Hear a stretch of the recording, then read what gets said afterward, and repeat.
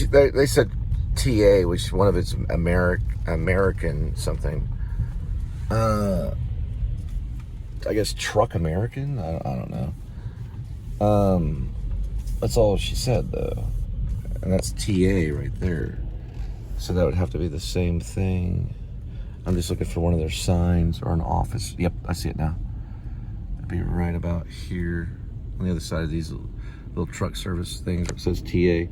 That's probably where they're at. Okay. Yep, that would be them. I don't want to park in front of their truck thing because I know how they get. So we're going to walk over there and talk to them. Some of these guys have been driving for like a week straight. Probably just sleeping at night. They're like zombies.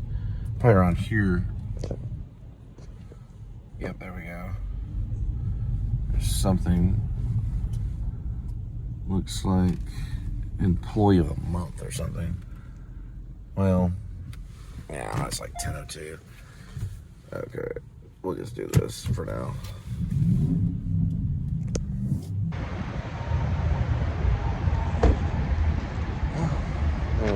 Might want to get my glasses.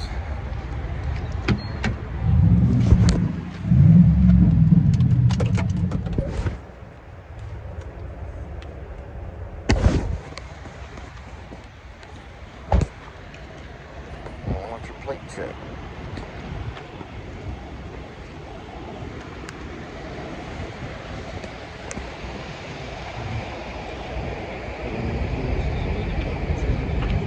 They got the certified scales right over here, and they've got probably that's over, I'd say, $100 million worth of trucking equipment or more than that probably. Each one of these things are six figures. If you buy your own, right here, things like this, they're all six figures. Sometimes even more, a couple $100,000 in some cases. Some of them own their own, some borrow. Pretty crazy, huh? All right.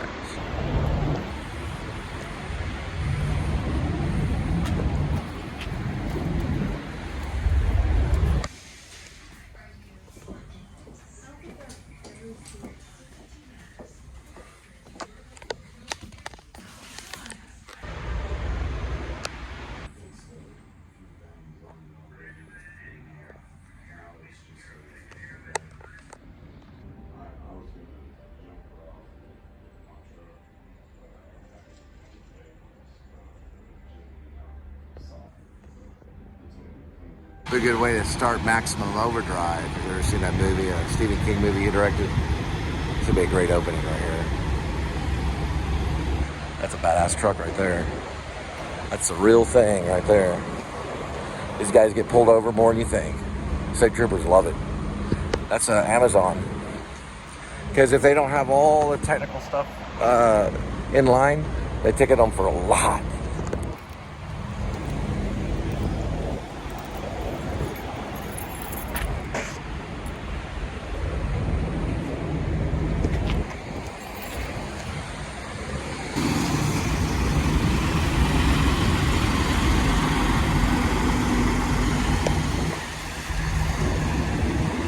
Don't want to get in the wrong way of that one.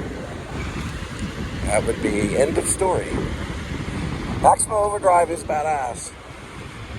Be a badass start. If you redid the movie, of course, with permission. You gotta have that little green green goblin. It's a green goblin. Yeah, so the only issue is going to be, so I actually just checked, I was talking to your tech, we'll have to order the brand. If all else fails while you're trucking, this is what you use. This is basically for knocking out fish. I am not lying here. Someone just tried to take these filters. He goes, whoa, whoa, whoa, whoa, whoa. You don't, no. It's this other guy. He literally grabbed the filters. They had to grab him. There's people here that are camped here for like a few days. They're getting them hotels and everything. These are all waiting for service. $500 for an oil change for these 16-wheelers. They don't make money off the oil changes. They make money off the labor. Sometimes it's $487 for an oil change or $300 something, but usually are close to $500 for the oil for each one of these huge freaking. Someone just grabbed these filters. It goes to Weatherford. He thought it was a different order. He had to grab the dude. Yeah, he tried to run. That was crazy. You didn't see it. It's no big deal. The guy was probably, it was right actually.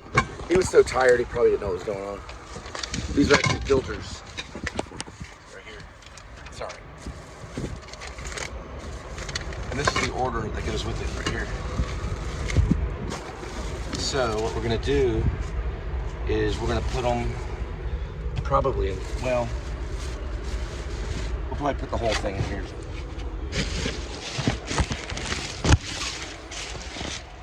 That way they don't slosh around.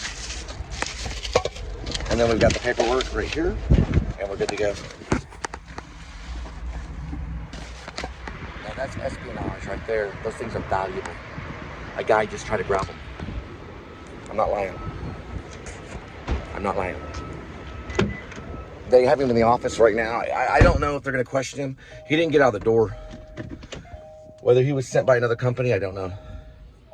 But the manager grabbed him. He goes, whoa, whoa, whoa, whoa, whoa, whoa, whoa, and grabbed him and said, no, this is for the other order. It's for the other order. He was talking him out of it. Scared the shit out of me. I probably have to take a photo. You want to go in a different direction. That's what I'm doing right now.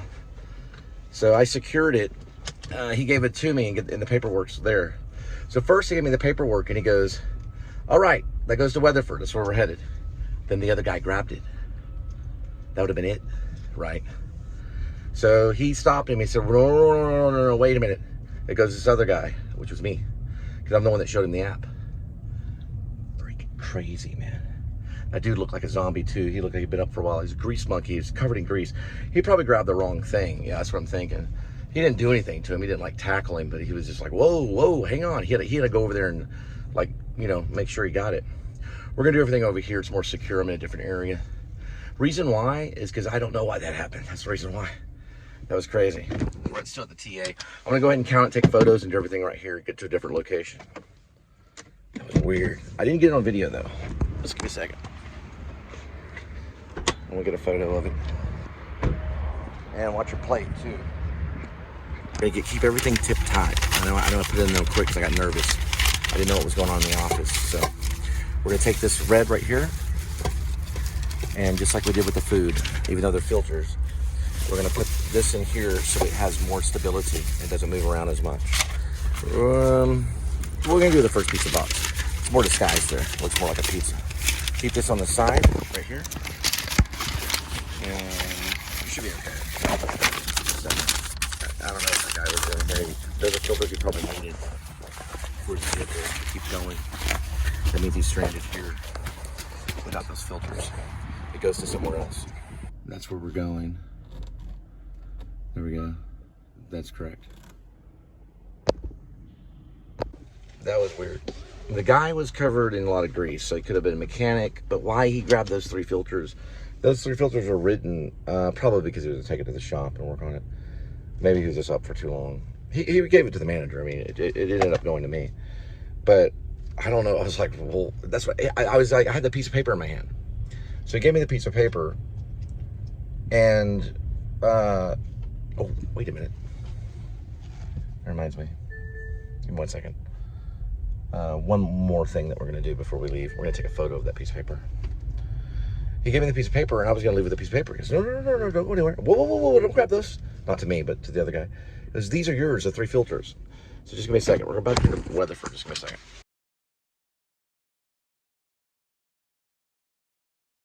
So I look up on there, and I'm like, what's $367? Oil change. It goes up to $500 at times for an oil change. I said, man, you guys aren't going broke. He said, we don't make money off oil changes. I said, really? He goes, no, they got to use a lot of oil. Then he gave me the gallons of oil. I was like, yeah, that's a lot of gallons. And then he goes, well, we make money off service. There's the company called Amazon Prime. They're one of the largest companies in the world. But anyway, I was like, wow, that's a lot of money. Look at this. Maximus Overdrive. It's Maximum Overdrive. Talking about Stephen King is so funny though, because he plays the guy at the ATM. Doesn't he get killed by the ATM machine? At the beginning, he's the guy at the ATM. Stephen King and Maximum Overdrive. Yeah, haven't met the guy. He walks around a lot. He writes on a ranch. He uses like 2 or 3 computers to write, and he's always online doing research. Now, I think that's okay for a writer to be online and research, but this would be a great filming location, wouldn't it? You've got nothing but freaking 16-wheelers. That's what I think of as Maximum Overdrive, right there. Good movie and good writer.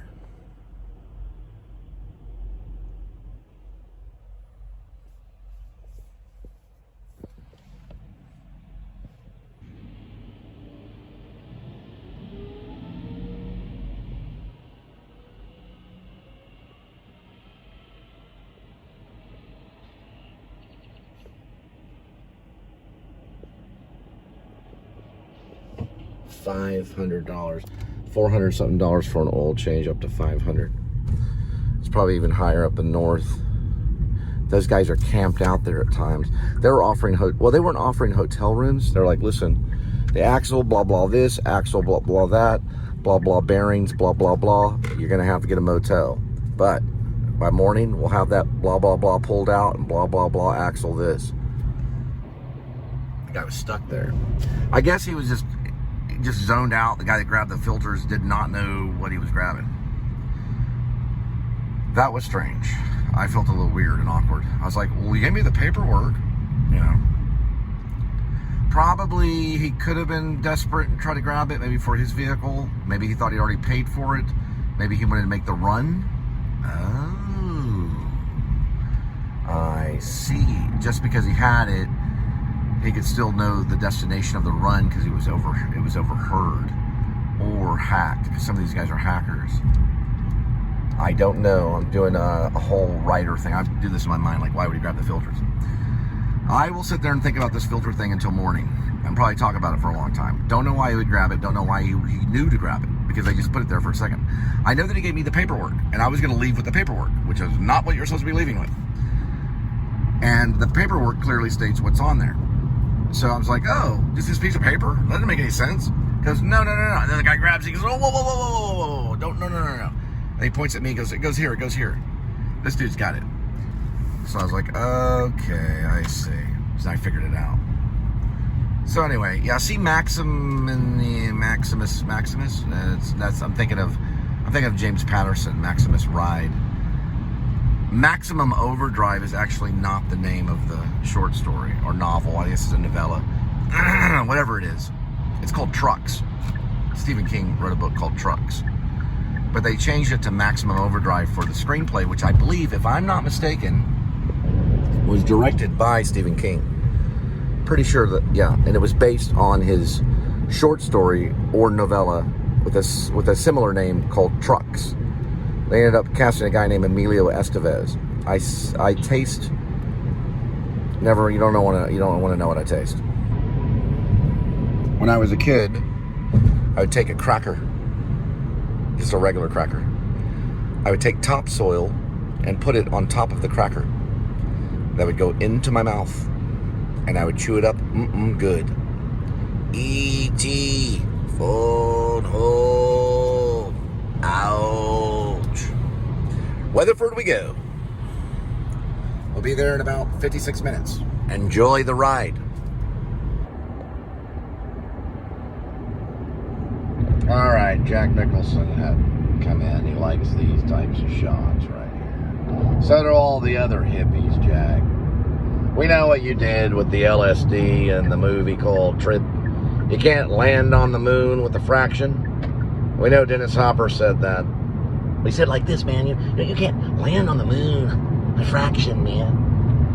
You don't understand Kurtz, man. You don't understand him, or however he said it. Nobody understands Kurtz. Not even SOG. It's a special observation group. They studied. They were studying observation. They're studied. They were a study observation group known as SOG. It's Apocalypse Now. You got to watch it. It's a guy named John Milius.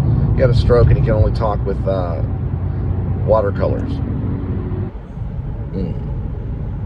Speaking of Maximum Overdrive or Trucks, check this out. Pretty creepy, huh? So a guy named Steven Spielberg made a movie called Drooble. D-U-E-L. Guess who owns it? You guessed it. I do. I have a copy of it. I almost sold it the other day. You know all those movies I took at half price? I didn't have to sell any of them. But by the end of the day, I found out something. Oh, one of the most horrible news I've ever came across. That was the same day.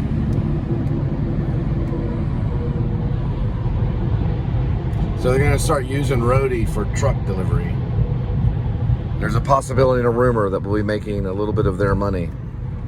That was probably a trucker that grabbed those filters. Yeah. They will do these runs. Truckers will. They will, yes. They'll make an extra blah, blah, blah. Don't want to tell you the amount on this one. It's a little more than normal. Now listen, guys. The movies I own, and the ones I brought up there at half price, 7 of them, they wanted to give me $1.16. I thought she spent $116. I was like, okay, now we're talking. She wanted to give $1.16 for 7 really good movies. One of them was a Soderbergh movie called Bubble. $1.16. That's no turnaround right there. So I told the lady, I said, do you know who I am? She said, no. And I said, you want to give me $1.16 for these 7 movies? She said, well, that's what it's worth in the blue book here. She was looking at the computer. And I said, okay. You want me to give you these 7 masterpieces for $1.16? These are movies made by a director named Soderbergh. You ever seen Traffic? She kind of looked at me. No.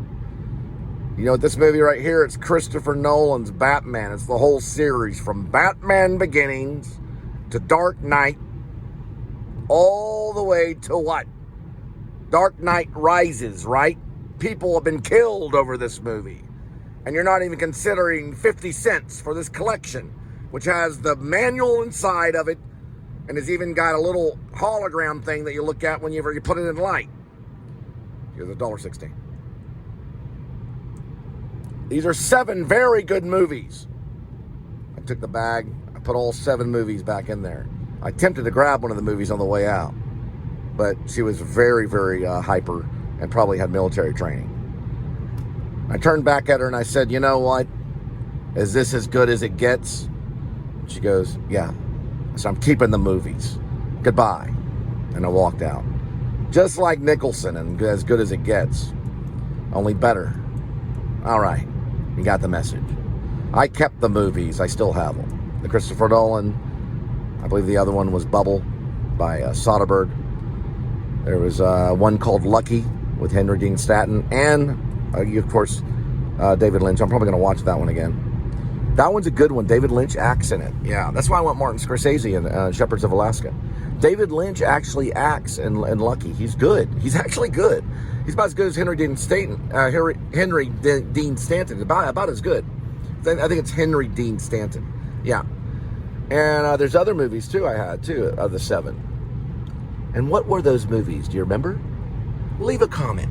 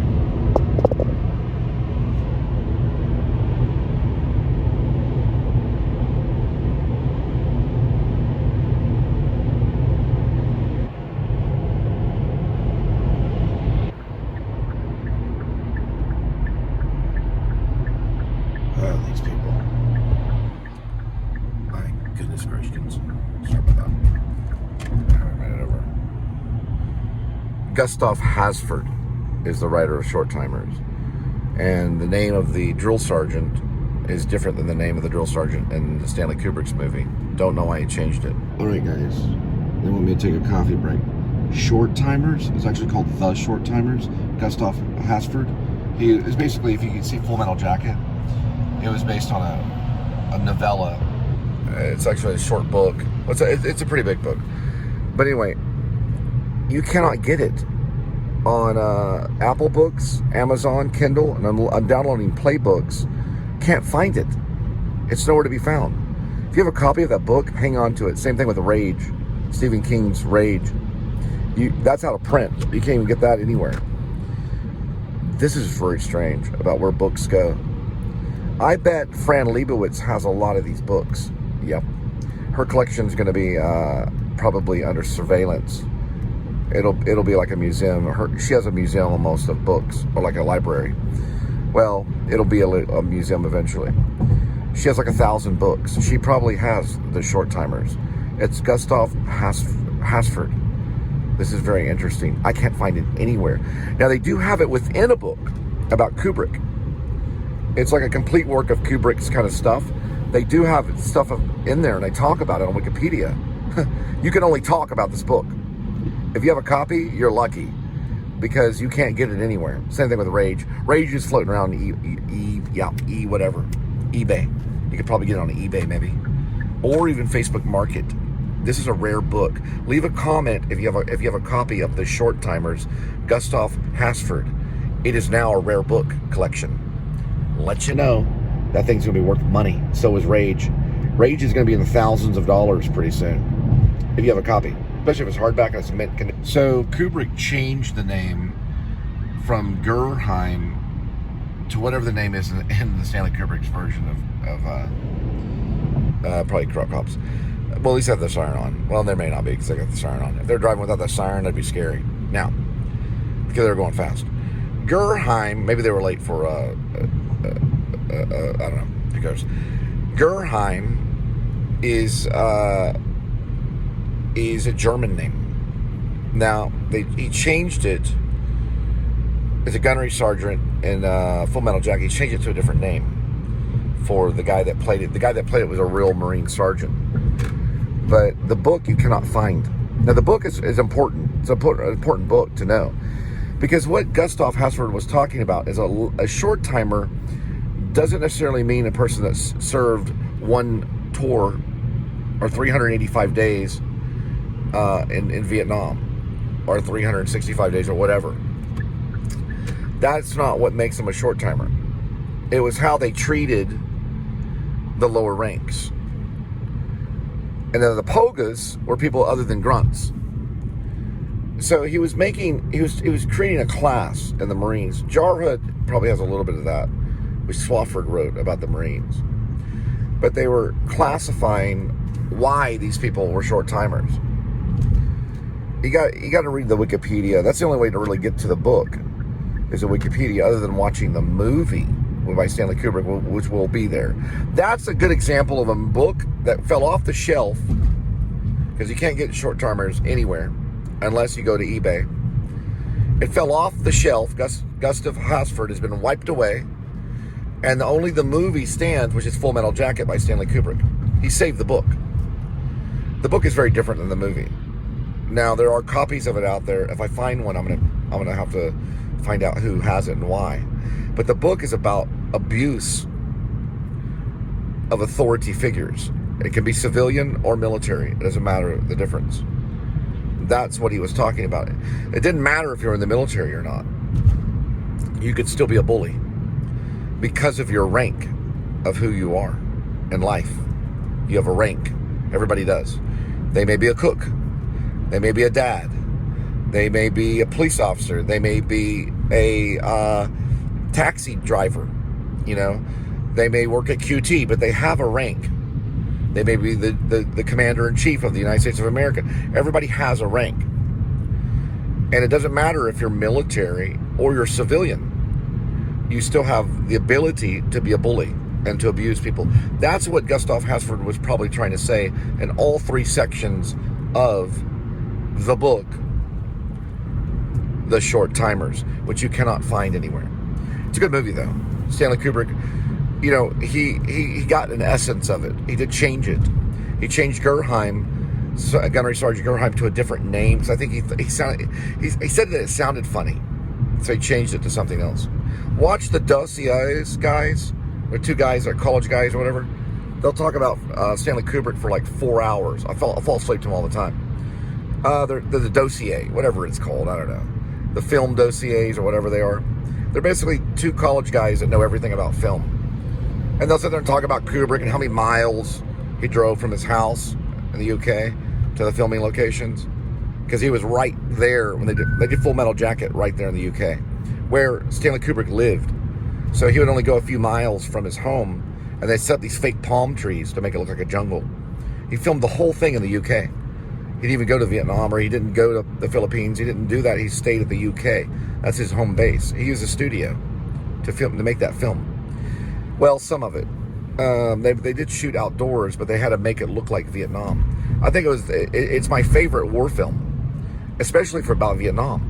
He shot it in Britain. Just going back to Stanley Kubrick, they were real palm trees, okay. They were real palm trees, but they were unrooted. I mean, they took them out of the ground from the roots, and they had them planted like you would if you're doing landscaping. And they did move these real palm trees around for the film, like 6 of them or something. And there were some stories about these palm trees were a big issue. One person like hurt themselves or something dealing with the palm trees. He had them like moving them and stuff throughout the whole movie. So they traveled with the palm trees. Somehow they did it. He probably had a landscaping team help him out. He was a weird guy. He wasn't like a big writer like Stephen King. And usually when he typed, he had typos like crazy. I've seen some of his written typos for notes. He had a little Italian guy that followed him from the beginning, from Clockwork Orange. He brought a big giant dildo to set.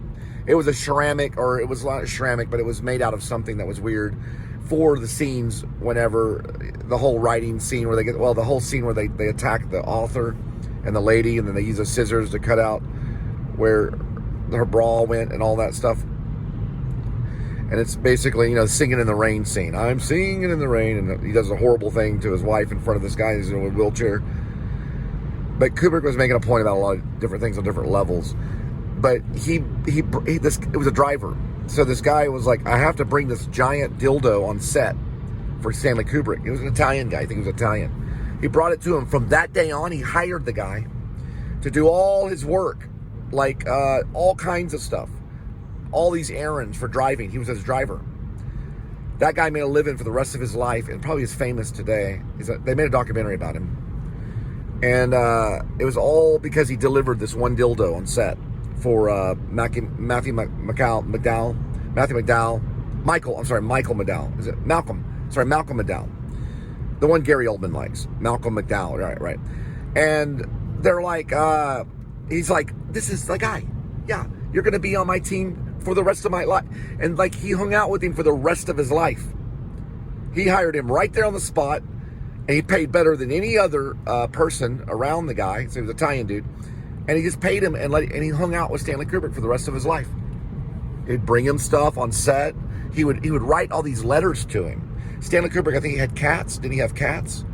And he would write these letters on how to take care of his cats. They were always misspelled. They had little slashes in them, saying, he wrote letters to people in a typewriter, kind of like Tom Hanks tries to do now.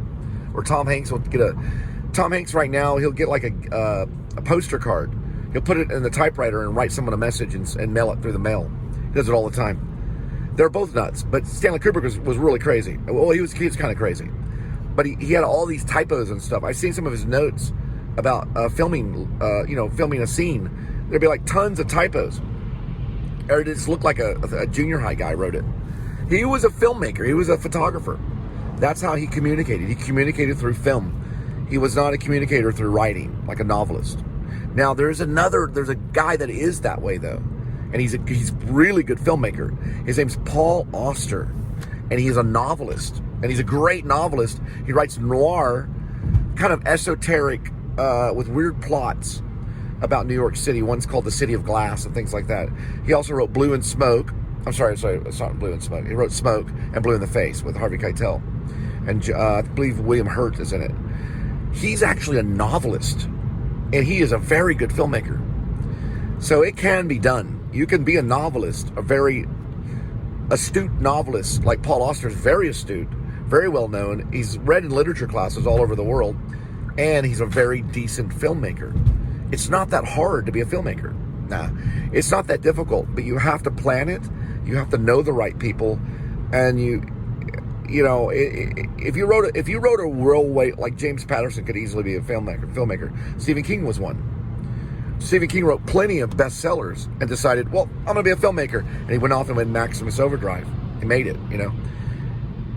Any successful person can like become a filmmaker. But Kubrick, the reason he went so far and made a stand, and also was one of the greatest filmmakers of all time, is because of his history in still photography and working with it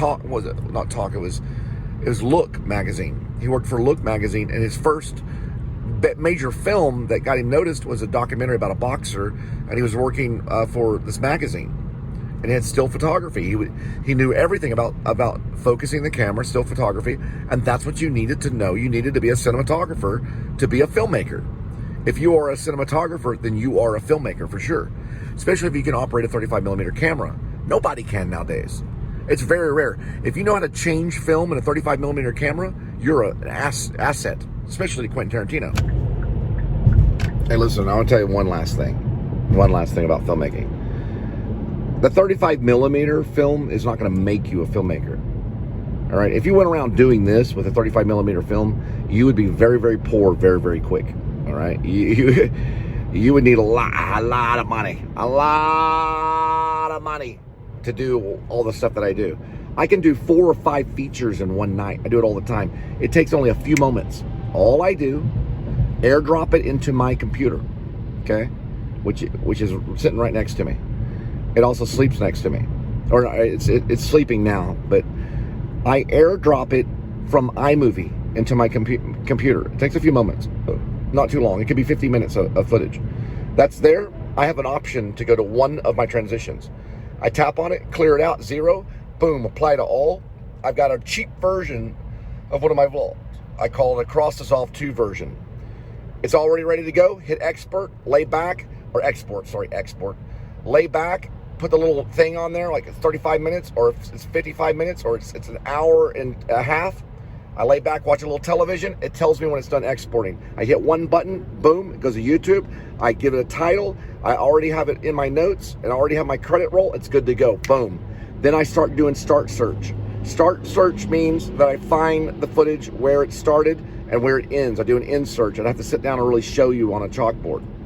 I do that, boom. I find the 2, I do an intercut because I have a lot of footage on my phone. I've got a feature on my phone right now. On this phone, I have a feature on it. You see it? I have a feature on that film called Lynn Driver. I've released some of it already. I'm carrying a feature around with me. It's also on my laptop. Now listen, I hit a button, boom, it's good to go. I find the intercut and I trim it down even more. I am never happy until the end of the night if my palette is not clear. That means that all my footage is not floating. I have to keep some important footage now for important reasons, and I'm going to get into detail. Every time I press a button, it shows exactly where I'm at. It also shows the footage that I'm dealing with. So it shows where I'm at, regardless if I have the GPS on or not. I have to have it on my line of work because I also work. I support myself as a filmmaker. I'm not run by the studio at all.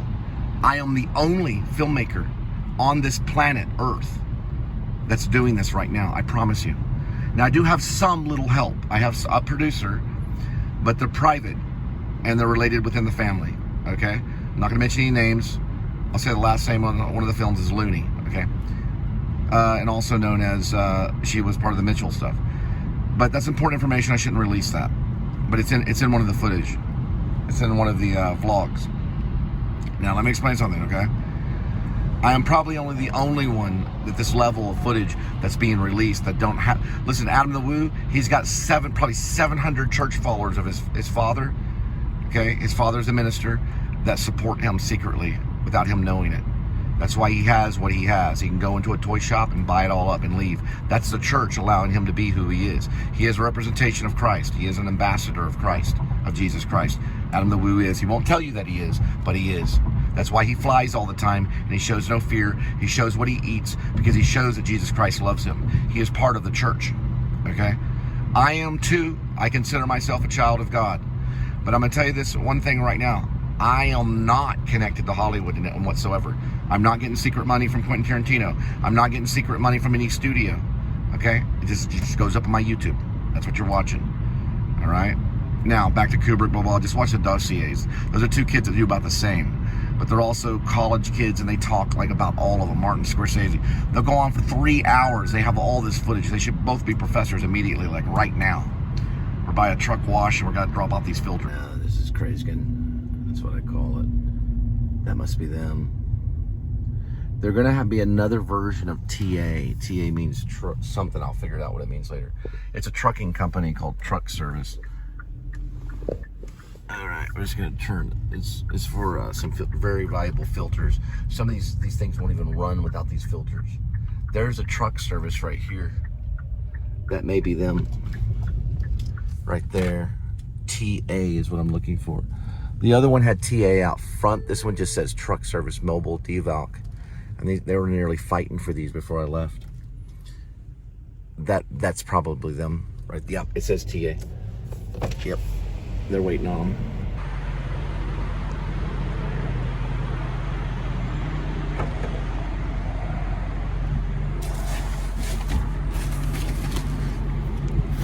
It's not pizza, boys.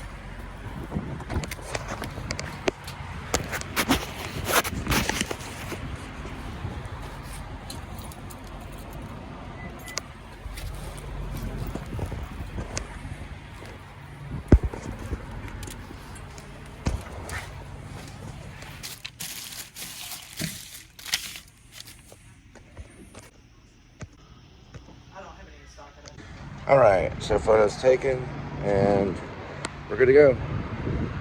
So we're gonna head back. Just gonna show a little more. Got a bunch of trucks here. Not as many here, so but they do have them back there. That's how many they deal with all day long. A lot of trucks. All right. Not bad. Jack in the Box sounds good to me. These guys sometimes have to stay the night. They have to have things done. Those filters are really important. They got it real quick. We're a go-between company, basically, is what we are. We are connected with UPS, but we're like, boom, boom. You know, they got to get them quick. They got to use a car, they use a car. Trucker wanted to take that for me. She fits right here beside me. Then she had to tell him, hey, let him take the photos. I don't know how much those filters are. I have no idea. But that was important for them. What was that? Never mind. All right, we're gonna go Jack in the Box and head back. That's why they have this inn hotel thing. It's too. And a travel store. Oh, there's an iron skillet. I get like chicken fried steak. We'll be okay with tacos. We're gonna get some of the cheapest tacos, which is Jack in the Box. I used to get them 2 for $1. My dad would eat 6 of them at one time. That's called Antonio's Fine Mexican Food right there. They have to be closed down right now. Jack in the Box is gonna be that way right there.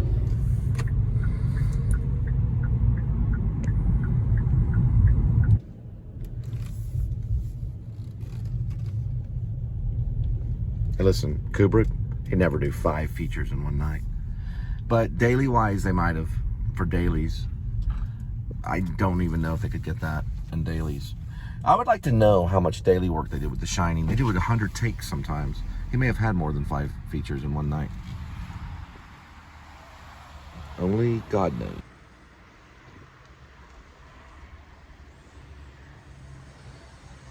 This is Jack in the Box. How can I help you? Give me time to download the app, and then I'm going to order, okay, sir? Thanks.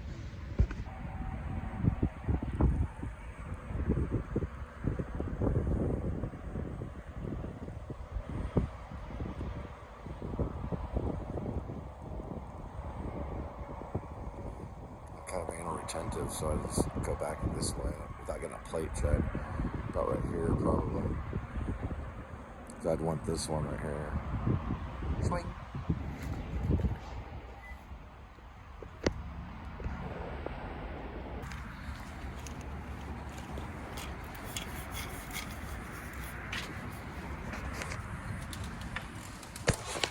Kid's got to get his cup. Tripped out joint, dude. They got an ATM and relax rechargeable. Well, they're basically massage chairs. Wow. Never seen anything like it. Telephone in a restaurant. Oh, they got telephones. See where the telephones are. These are probably restrooms that have showers. Yeah. Oh, they have a theater and washer and dryer. $325 is expensive. No way. No way. This is great. This is creepy, dude. This is creepy. He'd be taken away on a stretcher.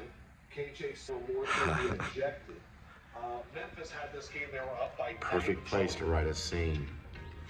The dwarf has a theater in the bunker in Alaska for the Rib series book. Not for Shepherds of Alaska, he hasn't got it yet. But he actually has a theater where the soldiers can go because they hide underground.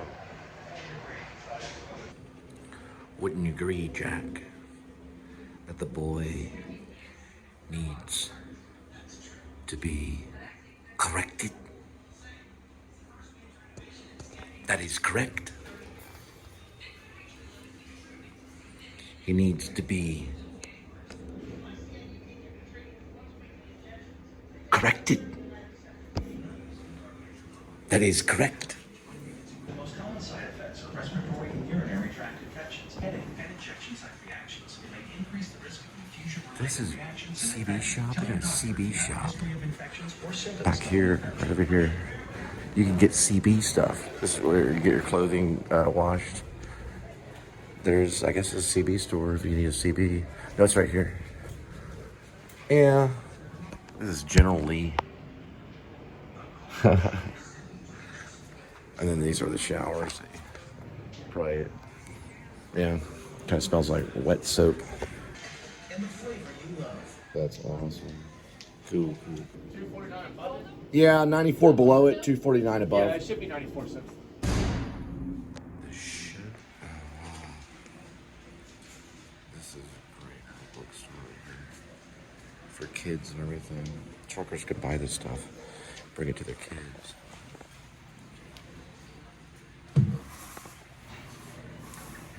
Large print. Oh, wow.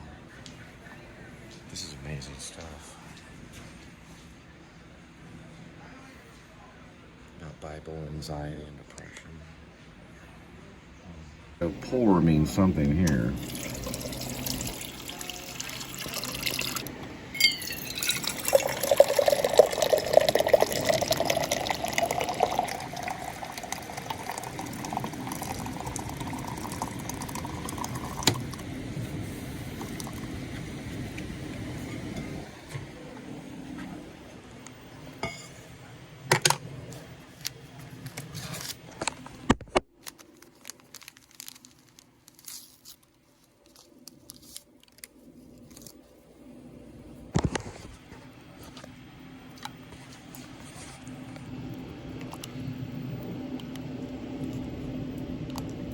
You can actually smell it from here. It's like an energy tea. Spicy. Chai. I think it's a chai. In the middle of a shift change.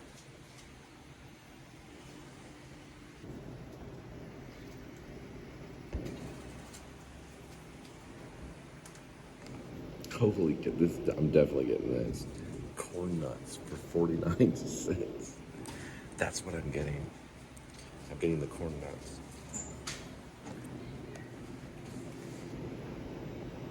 $0.50 for Tic Tacs is not too bad. Those are valuable. 50-cent nuts right here. They get these for 75 cents. I already talked to them. Get the 75 cents. And they got these power bars right here. This is originally $3.49. We're trying to clear out this whole thing right here. You'd be pretty smart to buy this whole shelf. Yep. $1.63. It's like going back in time. They say that they're all the Twinkies. Sorry about that. Sorry. Okay, and that's 49 cents? Okay, I'm gonna pay with Apple. That is awesome. So you're looking at it right here, 49 cents. And they say they do this with these truck stops all the time. There's a theater back here. I'm gonna check out the theater. I gotta check something really quick though. Right now, what you're seeing is expectations that the first quarter will be weak.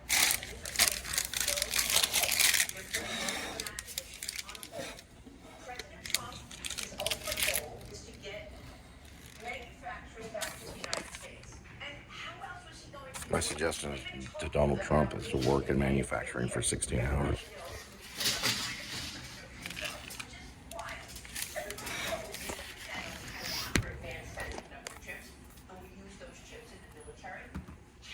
I keep forgetting my mouse. But remember, if we don't see that manufacturing fired up in America soon, we're not going to see the Republicans in charge. It takes about 3 years for a company to fire up their supply chain in America, move it, the supply chain from Mexico, from Vietnam, from China, whatever, into the United States. 2 to 3 years. The midterm elections are next year. So if the Republicans lose next year, and then the White House is lost, then the Republicans are no longer directing policy. So timing is of the essence. This is a huge gargantuan With you. I mean, I think Roth one of those tried to buy a things rocket was the study launcher. that you just referred to. I He mean, looks kind of like I think what we've Jed seen Wilson. happen over the last I 10 think years those sheriff guys is the should let him go. mainstream news media. Donald Trump is the same as Hitler. That you get 55% of the public and just 55% of the primary public say goodbye to government with that. Democrats.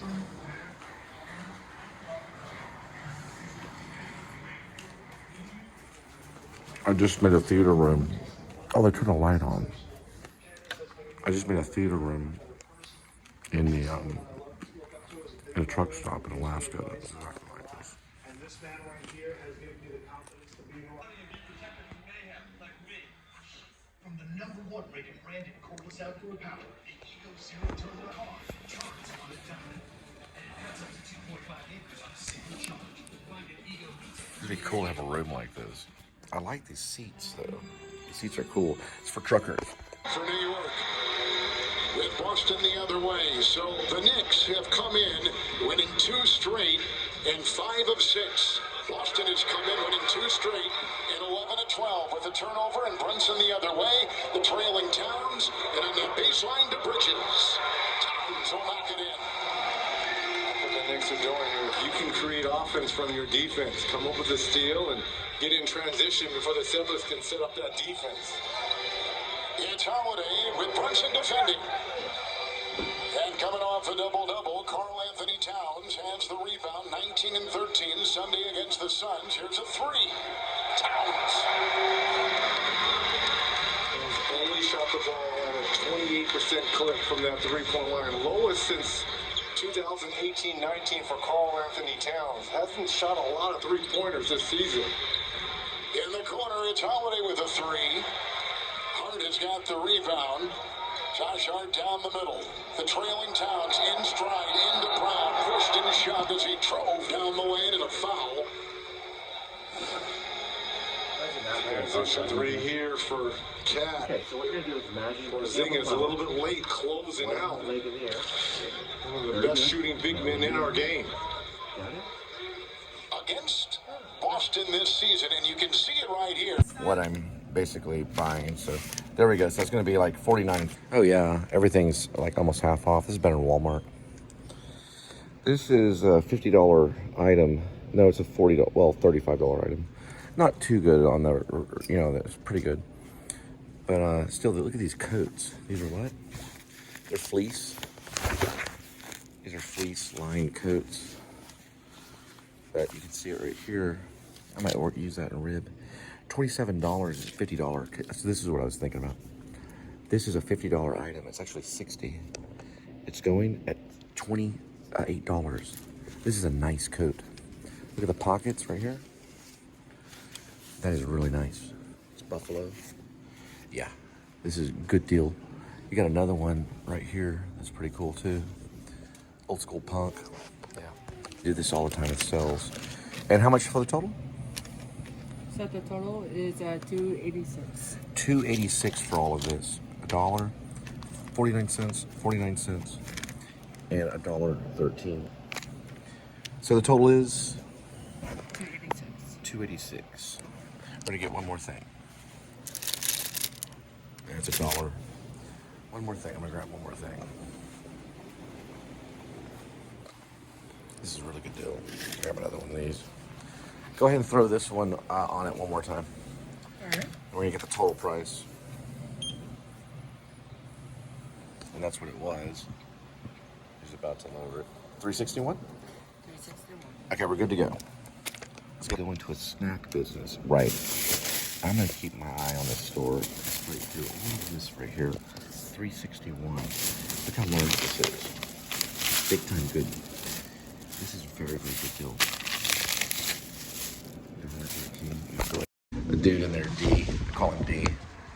He saw me stretching in the theater room.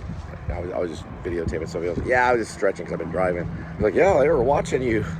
Because I was watching the basketball, I started stretching around. Anyway, so what it's called is Petro. It's a shopping center. I'm sorry, let me do it. It's Petro. I never heard of it until now. I'm 52 years old, never even heard of it. They've got some nuts there for $1. They said they've been doing this stuff forever.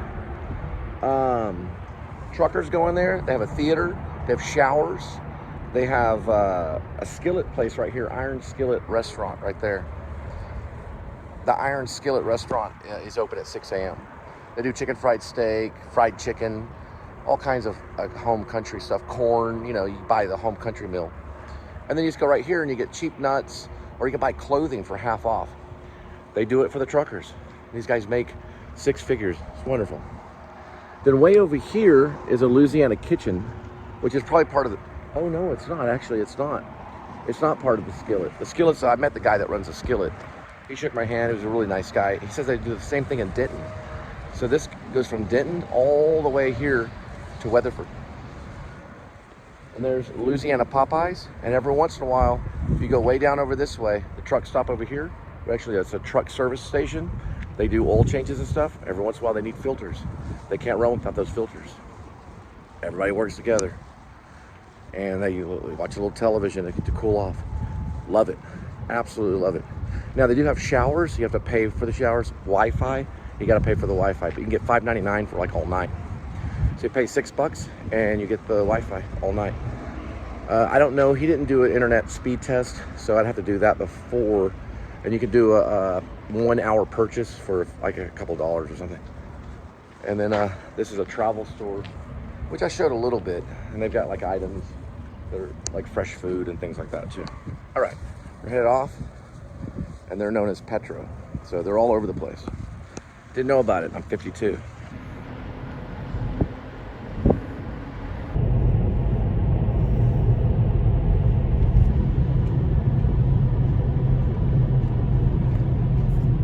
Get in the shop, I'll hold.